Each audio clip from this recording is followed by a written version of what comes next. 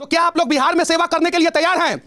क्योंकि आपके इंस्टीट्यूट से लगातार 3 साल बिहार टॉपर बने हैं। बने हैं ना सर? एकदम। क्या नाम था उन लोगों का? ऑल इंडिया रैंक 2 क्लैट 2020 में आद्या सिंह रही। उसके बाद 2021 में हमारे यहाँ से गरिमा बंका रही, जो भागलपुर की रहने वाली, ऑल इंडिया रैंक 9 ला करके। फिर 2021 में हमारे यहाँ से 22 में जो है रिसिता झा रही, जो ऑल इंडिया रैंक 48 ला करके बिहार टॉपर बनी। मतलब कि पिछले 3 साल से लगातार 3 लड़कियां जो है बिहार टॉपर बनी है। लगातार लड़कियां ही ने। लड़के क्या कर रहे थे? लड़के का भी पोजीशन था, लेकिन टॉपर जो बने वो सिर्फ लड़कियां ही बनी है लगातार 3 साल से इस बिहार से। तो यार तुम लोग क्या कर रहे थे कि 3 साल से लगातार लड़कियां टॉप करते जा रही है और तुम लोग कुछ नहीं कर रहे हो? क्या कर रहे हो तुम लोग? हम लोग भी पढ़ाई कर रहे थे सर। लेकिन सर हम लोग भी पढ़ाई कर रहे थे, लेकिन पेपर पूरा लैंग्वेज बेसिस पे रहता है। तो हम लोग तो क्या समझ जाती है और तुम लोग नहीं समझ पाते हो? हम लोग रीजनिंग स्किल है ना सर हमारे पास। अच्छा, भविष्य में वकील बनोगे तो ईमानदार वकील बनोगे कि बेईमान? सर एकदम ईमानदार वकील बने। दिल पे हाथ रख के क्रिया खाओ। यस सर, एकदम सर। और गरीबों का केस लोगे कि नहीं लोगे? एकदम सर। खाली पैसे से नहीं ना लड़ोगे? नहीं तो फ्री में भी लड़ेंगे। फ्री में भी लड़ेंगे, यानी पैसा चाहिए इसको। चलिए ठीक है, यहाँ पे कुछ लड़कियां हैं, कुछ लड़के हैं। इन लोगों से मैं सवाल पूछना चाहता हूं कि ये बताइए कि भारत का जो न्याय व्यवस्था है, क्या उस व्यवस्था से आप लोग संतुष्ट हैं? क्या उसमें सुधार होना चाहिए कि नहीं होना चाहिए? तो आप लोग जब वकील बनेंगे, आप लोग जब जज बनेंगे, तो उसमें सुधार करवाएंगे कि नहीं करवाएंगे?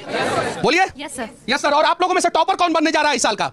ये देखिए, सबसे पहले ये लड़का हाथ उठाया। आजा आजा आजा आजा आजा, बहुत बढ़िया बहुत बढ़िया। देखिए, सबसे पहले इसने हाथ उठाया है, टॉपर बनने जा रहा है। गर्लफ्रेंड नहीं ना है?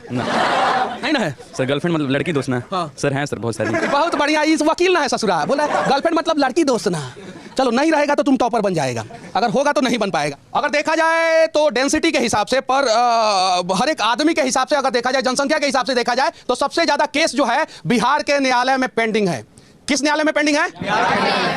कहाँ पे पेंडिंग है? पटना। बोलो ना यार। पटना में। पटना में नहीं, पूरे बिहार में पेंडिंग है। उन पेंडिंग केसों से छुटकारा कैसे मिलेगा सर? इस पेंडिंग केसेस से छुटकारा तभी मिलेगा जब हमारे यहाँ जो पढ़ रहे हैं बच्चे या अभी लॉयर बन चुके हैं, वो निचले तबके को free legal aid service provide करना आज से शुरू कर दें। तो लॉयर और लायर में क्या फर्क होता है? सर, लॉयर जो एक एलएलबी का डिग्री लेकर एक पोजीशंस को पोस्ट करता है, मतलब एक डिग्री उसके पास होता है। लायर इट इज जस्ट जो झूठ बोलता है, आई थिंक। झूठ बोलता है। Yes sir. लायर झूठ बोलता है। और वकील?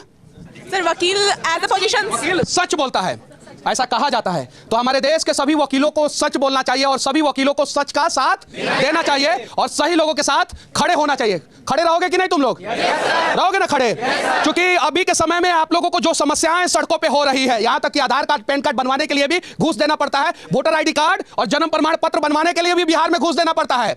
आपके माता पिता अगर बीमार हो जाते हैं तो उनका सरकारी अस्पताल में इलाज तक सही से नहीं होता है। उस सिस्टम को कौन दुरुस्त करेगा? कौन दुरुस्त करेगा? हाथ उठाइए। कौन कौन दुरुस्त करने के लिए तैयार है? कुछ लोगों का हाथ में नहीं उठ रहा है, मतलब कि उसी सिस्टम में जो है ना, ऐसा ऐसा करने के लिए। तो उठाइए पूरा टाइट हाथ एकदम, और तैयार है ना? क्यों बनना चाहती हो? सर, वकील इसलिए क्योंकि बहुत से ऐसे लोग होते हैं जो आज भी झूठ के बल पर जीत जाते हैं, जो सच में क्रिमिनल होते हैं, पर उनको डिफेंड करने के लिए आज मैं वकील बनना चाहती हूँ। वकील क्यों बनना चाहती हो? सर, मैं वकील इसलिए बनना चाहती हूँ क्योंकि सर मुझे अभी जो करंट सिनेरियो हमारा जो सही में सर जो नीचे दबके के लोग हैं जिनको नहीं हो पा रहा है, सर मैं चाहती हूँ कि मैं उनके लिए खड़ी उतरूँ। क्यों बनना चाहती हो? अभी जो जैसा चल रहा है उसको सब कुछ जो भी है उसको सुधारने के लिए। वकील क्यों? बदलाव के लिए। वकील क्यों? बदलाव के लिए। वकील क्यों? चेंज के लिए। वकील सर बदलाव चाहती वकील क्यों? जज बनना चाहती अरे जज बनना चाहती हो? वकीलों, ये एक कदम आ गया। चलो एक कदम आगे आ जाओ। अच्छा, काहे जज बनना चाहती हो? सर, क्योंकि मेरे फैमिली में खुद ऐसा हुआ है कि मतलब हम लोग का जो केस हुआ था सर, हम लोग सच होकर के भी हम लोग हारे, सिर्फ क्योंकि घूस मिला दूसरे पार्टी की तरफ से। तो सब उस सिस्टम को सिर्फ क्रिटिसाइज करने से कुछ नहीं होता है, उस सिस्टम में खुद घुस करके उसको ठीक करना हमारा सर दायित्व है सर। चलिए ताली बजाइए इस बच्चे के लिए। और जब आप लोगों को चोट लगता है, आप लोगों को दर्द होता है, तो आप लोगों को समझ में आता है। जब सामने वाले को दर्द होता है तो वो आप लोग क्यों नहीं समझ पाते हैं? ये तो सवाल बनता ही है सर। दुर्भाग्य है भारत का कि यहाँ पे कसाब को भी वकील मिल जाता है। दुर्भाग्य है भारत का कि यहाँ पे आफ्ताब को भी वकील मिल जाता है। दुर्भाग्य है यहाँ भारत का जहाँ पे जो है, यहाँ पे अपराधियों को भी वकील मिल जाता है। ये जरूरी है, ऐसा जरूरी नहीं होता कि हर एक कोई मुजरिम ही होता है। जब तक उसको कोर्ट में आप रिप्रेजेंट नहीं करेगा तब तक पता कैसे चलेगा? जिसका नाम रखा है शायद आपको वो नाम याद होगा कि मैंने किसका किसका नाम रखा है। और वैसे वैसे लोगों को वकील नहीं मिलना चाहिए। आपका बात सही है, लेकिन वो मुजरिम कैसे बने? जब आपको पता चला, जब वो कोर्ट में गए, उनकी पेशी हुई, तब ना समझ में आया कि वो मुजरिम है। ऐसा जरूरी नहीं होता ना सर कि सब कुछ। लेकिन हमारा एक राइट है सर कि रिप्रेजेंटेशन ऑफ राइट, हम लोग को रिप्रेजेंट करने का अधिकार है और उससे तो कुछ छीन नहीं सकता ना। और एडवोकेट बस अपना ड्यूटी करते हैं सर। एडवोकेट मजबूर भी रहते हैं, वो जानते हैं कि वो क्रिमिनल है, पर फिर भी वो अपनी ड्यूटी के अंदर, एडवोकेट लॉ के अंदर वो मजबूर रहते हैं। उनको अपने क्लाइंट को सपोर्ट करना होगा, अदरवाइज उनका लाइसेंस भी कैंसिल हो सकता है। बहुत अच्छा, आप लोगों ने ताली बजाया है कि एडवोकेट जानते हैं कि ये मुजरिम है, उसके बावजूद भी उनको सपोर्ट करना होता है। ये गलत है। जब आप जानते हैं कि वो मुजरिम है तो उसके सपोर्ट में आपको खड़ा नहीं होना चाहिए। नहीं होना चाहिए। अगर जैसे आप जान गए, देखिए जैसे आप जान गए कि ये आदमी मुजरिम है, उसके सपोर्ट में आपको आपकी इंसानियत जो है वो नहीं खड़ा होना चाहिए। हाँ, क्या आ जाइए आज। हम और आप बताने वाले कौन है कि मुजरिम कौन है? हम और आप बताने वाले कौन है कि मुजरिम कौन है? जब कसाब ने हमारे CST स्टेशन पे जो है गोलीबारी किया था, उसका सारा सबूत था हमारे पास, तो हम तो बताने वाले हैं कि मुजरिम कौन है। एक चीज ऐड करूं, बच्चे क्योंकि यहाँ पे लॉ का थ्योरी पढ़े हैं, तो जो लॉ का थ्योरी है वो कहता है हर आदमी को राइट टू डिफेंड। मैं आपसे एक सवाल पूछता हूँ, एक डॉक्टर के पास आता है अजमल कसाब ही गोली लगे हुए हालत में, डॉक्टर उसको इलाज करेगा नहीं करेगा? लाइक हर आदमी को जैसे जैसे आप लोगों ने मुझसे लड़ा, सुनिए एक मिनट, मैं जवाब दे रहा हूं आप लोगों से, मैं आप लोगों को जवाब दे रहा हूं। जैसे आप लोगों ने लड़ा कि अजमल कसाब को भी वकील मिलना चाहिए, मिलना चाहिए कि नहीं मिलना चाहिए? मिलना चाहिए ना। तो इस देश का वो गरीब आदमी को भी वकील मिलना चाहिए जो 14 साल से जेल में बंद रहता है और उसके पास पैसा नहीं रहता, उसके लिए कोई वकील खड़ा नहीं होता है। उसको मिलना चाहिए कि नहीं मिलना चाहिए? उसको मिलना चाहिए। और एक आंकड़ा बताता है कि सबसे ज्यादा बिहार में लोग जो है जेल के अंदर बंद हैं, जिन्हें बेलर भी नहीं मिल रहा है, जिनके लिए लड़ने के लिए वकील भी नहीं मिल रहा है। ये आंकड़ा है। तो उनके लिए कौन खड़ा होगा ये बता दीजिए। कसाब के लिए तो खड़े होने के लिए हमारे संविधान ने हमें राइट दिया है, तो उन गरीब लोगों के लिए खड़ा कौन होगा और उनके लिए राइट कौन देगा? सर पीपी गवर्नमेंट खड़े होते हैं। सच्चाई देखिए, नहीं आप लोग जो है किताब, आप लोगों का किताबी बात है, जो आप लोग कह रहे हैं वो सही है, मैं आप लोगों के साथ हूं, मैं आप लोगों को कहीं गलत नहीं कह रहा हूं। लेकिन सच्चाई यह है कि हमारे बिहार में भी, हमारे देश में भी बहुत सारे ऐसे निर्दोष लोग सलाखों के पीछे बंद हैं, जिनके लिए कोई नहीं खड़ा होता है। 18 तारीख को इन लोगों का एग्जाम है, इन लोगों को क्या कहना चाहते हैं आप? मेरे बच्चों को सबसे पहले मेरे तरफ से और लॉ प्रेप परिवार की तरफ से शुभकामनाएं हैं। और मैं हमेशा इनके साथ जब भी सेशन में, मोटिवेशनल सेशन में आता हूँ, अभी रविवार को इलेट का एग्जाम देकर ये लोग लौटे हैं, तो मैं बोलता हूँ जब मिलिट्री को साइरन आ जाती है कारगिल या किसी वार में जब निकलना होता है, तो वो सोचते नहीं है कि आगे क्या करना है। जब एग्जाम की घड़ी आ चुकी है तो डरना किस बात का, आप निकल चुके हैं तो निकल पड़े। अगर आपके पास 100 केस आ रहा है, कितना 100, उसमें से 10 केस फ्री में लड़ना यार आप लोग। 90 केस से आप लोगों को जितना पैसा चाहिए उतना पैसा ले लेना, 10 केस आप लोगों को फ्री में लड़ना है। लड़ने के लिए तैयार हैं? क्योंकि इस देश के बहुत बड़े बड़े वकील जो हैं, उनका फीस जो है इतना हाई रहता है कि गरीब जो है उनके दरवाजों तक पहुंच नहीं पाता है। तो आप लोग दरवाजा कम से कम गरीबों के लिए खुला रखना। खुला रखेंगे कि नहीं रखेंगे? और मेरा सवाल सही था कि नहीं था? जैसे आप लोगों ने बोला कि कसाब के लिए को भी वकील मिलना चाहिए, क्योंकि अगर उसको गोली लगी है तो डॉक्टर जो है उसका इलाज करेगा। सही है कि नहीं है? तो हमारे PMCH में डॉक्टर गरीबों का इलाज काहे नहीं करते हैं? क्यों? मर जाते हैं, स्ट्रेचर नहीं मिलता है। सच्चाई यह है, जमीनी हकीकत यह है, जमीनी हकीकत यह है। तो उनकी रिस्पॉन्सिबिलिटी बनती है कि जितना इलाज बढ़िया तरीके से वो नेताजी का एम्स में करते हैं, उतना ही बढ़िया से इलाज जो है PMCH में करें, और उतना ही बढ़िया से इलाज जो है किसी रेफरल अस्पताल में भी करें। वही रिस्पॉन्सिबिलिटी आप लोगों की भी बनती है कि आप लोग अगर किसी बड़े आदमी के साथ खड़े हो जाते हैं, उतना ही ईमानदारी पूर्वक किसी गरीब आदमी के साथ भी खड़े हो जो पैसा देने में असक्षम हो। सही बोल रहा हूं कि नहीं? चलिए अब सर के पास आएंगे, क्योंकि सर पढ़ाते हैं आप लोगों को। अच्छा, इन बच्चों के अंदर जो है आपने क्या खासियत देखा? इन सभी बच्चों में से एक कॉमन खासियत मैं आपसे पूछना चाहता हूं। देखिए, इन बच्चों के अंदर जो खासियत सबसे बड़ी चीज़ है कि हमें करना है, वो कैसे करना है, जान लगा देना है, जिस भी ताकत से करना है, लेकिन हमें क्लैट एग्जाम को क्रैक करके अपने ड्रीम नेशनल लॉ यूनिवर्सिटी में पहुंचना है। इन सभी बच्चों में ये खासियत दिखा, और इसी के कारण आज मैं पिछले 3 वर्षों से जो बिहार टॉपर दिया हूँ, ये इन बच्चों के ही बदौलत। कितने साल पहले आपने शुरुआत किया इसका? हमने 2019 में इसकी शुरुआत की थी, और पहला बैच जो है 2020 में निकला था, जिसमें आद्या सिंह बिहार टॉपर होकर ऑल इंडिया रैंक 2 लेकर आई थी। और दूसरा बैच 2021 में, तीसरा 2022। मतलब कि लगातार हर एक बैच में जो है टॉपर लगातार। अभी उन टॉपर के अंदर क्या खासियत होता था? देखिए, एक जो उनके अंदर था, डेडिकेशन लेवल बहुत हाई रहता था। सबसे इंपॉर्टेंट चीज जो मैं अपने बच्चों को ही बोलता हूँ, डेडिकेटेड रहना है। ये नहीं कि बीच में आए, थोड़ा नर्वस हो गए और हम एग्जाम से भटक गए। सबसे इंपॉर्टेंट है, अगर दिक्कत भी हो तो आप अपने फैकल्टी से आए, एक एक क्वेश्चन का डाउट पूछें और उस चीज को सही करके अपना डेडिकेशन लेवल उसी तरीके से बरकरार। अच्छा, आप लोगों से एक नाम मैं पूछना चाहूंगा, सिर्फ सभी लोग हैं यहाँ पे, पीछे भी आप लोगों के फैकल्टी है, सबसे बढ़िया कौन पढ़ाता है? कौन?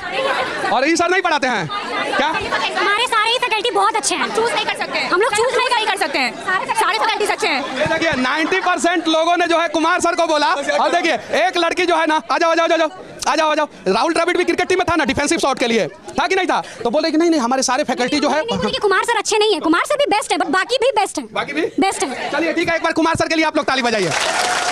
चलिए अब कुमार सर के पास आते हैं। आ जाइए सर, हैंडसम हंक हैं। देखिए एक प्यारा सा मैसेज जो है आप इन बच्चों के लिए दीजिए। जरूर सर। देखिए, सॉरी, आदत सर, मैं भी सेमिनार में। अच्छा, बस एक बात सर, मैं बहुत पहले से कहता आया हूँ। अच्छा, माइक लेके जाइए। Thank you sir. सर एक ही चीज़ अभी वाले बच्चों को, अच्छा एक अब फिर चिल्लाने मत शुरू करो, शांत हो जाओ। एक ही चीज़ कहूँगा सर, कोई भी एग्जाम हो, कोई भी कॉम्पिटिशन एग्जाम हो, मैं अभी रिसेंट क्योंकि इस चीज़ पे सोच रहा था, कोई भी कॉम्पिटिटिव एग्जाम आपको अनप्रेडिक्टेबिलिटी के साथ आता है। तो मेरा बस यही सजेशन है आपको, ऐसी कॉम्पिटिटिव एग्जाम की तैयारी के दौरान और देते वक्त आप अनप्रेडिक्टेबिलिटी फैक्टर को हमेशा काउंट इन करके चले। तो आपको हर कुछ के लिए तैयार रहना होगा। The formula is leave no stone unturned. That is all. यही है सर, बस। बहुत स्वीट सिंपल। Thank you. बहुत बहुत धन्यवाद सर कि आपने इतना प्यारा मैसेज जो है बच्चों को दिया। एक बार और मौका देता हूं, माइक लेके जाइए और एक और मैसेज देके आइए जल्दी। अच्छा चलिए मैं दूसरा मैसेज देता हूँ। देखिए सर की एक बात शायद हम लोग समझे नहीं। सर जब बोल रहे हैं कि एक मतलब अजमल कसाब को मिल जाता है लॉयर, गरीबों को नहीं मिलता लॉयर, एकदम सही है, सच्चाई है ये, ग्राउंड रियलिटी 100% वही है। और हम लोग सोच रहे हैं सर हम क्या करें उसका, लेकिन थ्योरी तो यही कहता है ना, तो हम तो थ्योरी पढ़ रहे हैं, हमें थ्योरी से मतलब है। थ्योरी कहता है हर आदमी को एक डिफेंडर चाहिए। नाउ रियलिटी इज 5 साल बाद आप लोग भी वही प्रैक्टिस करोगे एंड उस समय आपके लिए इतना इंटीमेट हो जाएगा जहां आपको डिसीजन लेना ही लेना होगा कि अब हम भी क्या उन्हीं लॉयर्स की तरह अजमल कसाब की सपोर्ट में खड़े हो जाएंगे, बट गरीबों के सपोर्ट में सीधा बैठ जाएंगे, कुछ नहीं करेंगे। ताली बजाइए सर के लिए। और हमें सबके लिए खड़ा होना होगा। एग्जैक्टली सबके लिए, मतलब सबके लिए। आपने कसाब वाली बात बोली थी।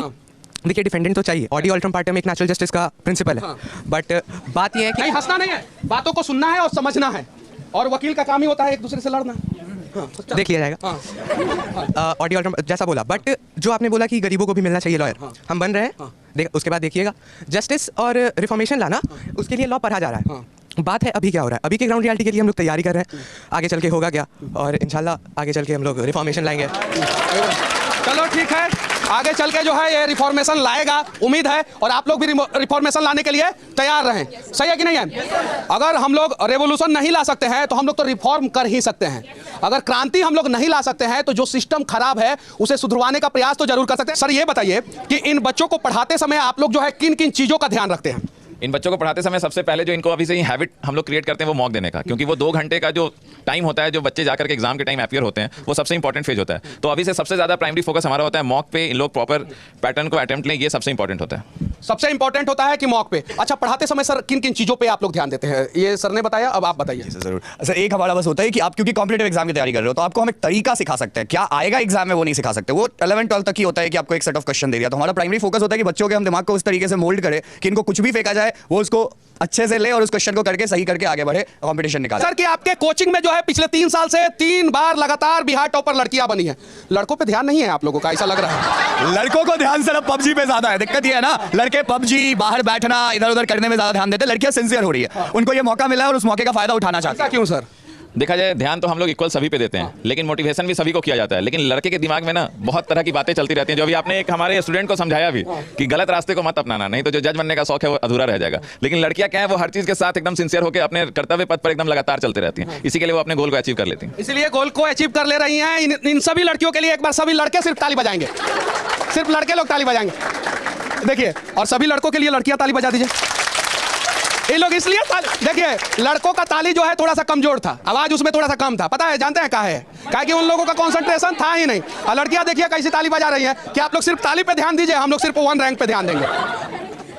तो चलिए, उम्मीद है कि जो है आप लोग जो है लड़कों पे भी थोड़ा विशेष ध्यान दीजिए, और इस बार जो है बिहार टॉपर उन्हें भी बनाइए। नहीं, एकदम पूरी कोशिश है कि बिहार टॉपर इस बार लड़का देना है, क्योंकि ब्रेक करना जरूरी है, नहीं तो लगातार अगर लड़कियां आ जाएंगी तो दिक्कत होगा।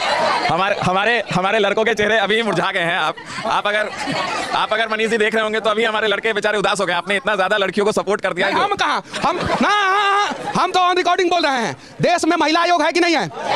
पुरुष आयोग है क्या? तो तुम लोग वकील बनना तो पुरुष आयोग भी बनवाना। होना चाहिए कि नहीं होना चाहिए? महिलाओं की समस्या जो है सबको दिखता है, लेकिन प्रताड़ित पुरुष की समस्या किसी को नहीं दिखता है। तो पुरुष आयोग होना चाहिए कि नहीं होना चाहिए?